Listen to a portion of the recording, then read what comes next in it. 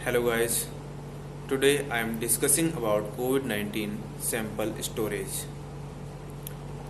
तो COVID-19 sample collect किया आपने, उसको आप लैब तक पहुंचाना है। कहाँ? माइक्रोबायोलॉजी लैब में। ओके, तो ये सबसे पहले जैसे ही आपने कलेक्ट किया तो उस एक वायल होती है, उस वायल को आइस पैक में रख कर आप माइक्रोबायोलॉजी लैब तक पहुंचाते हो।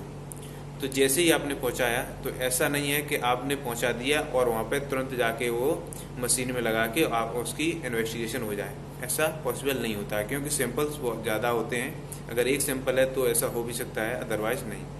तो आपको सैंपल स्टोर करना होता है ऐसी कंडीशन में। तो आपको स्टोर करने के लिए ये पता होना चाहिए कि ये किस टेम्परेचर पर रखा जाए जिससे इसका जो वायरस है वो जीवित बना रहे और इसके सैंपल की पेटेंसी बरकरार बनी रहे।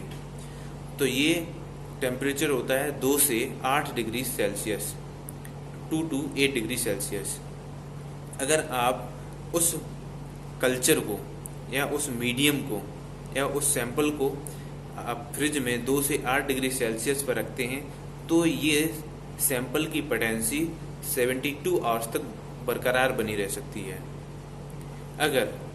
अगर सैंपल इन्वेस्टिगेशन में ज़्यादा समय लगता है, 3 दिन से ज़्यादा का समय लगता है, तो ऐसी सिचुएशन में आपको ये टेम्परेचर -70 डिग्री करना होगा। अगर आप -70 डिग्री पर रखेंगे तो ये 1 वीक से 1 महीने तक सेफ रह सकता है। तो ये कोविड-19 सैंपल की स्टोरेज टेम्परेचर है 2 से 8 degree celsius for 72 hours and -70 degree celsius for week to months. Okay, thank you guys.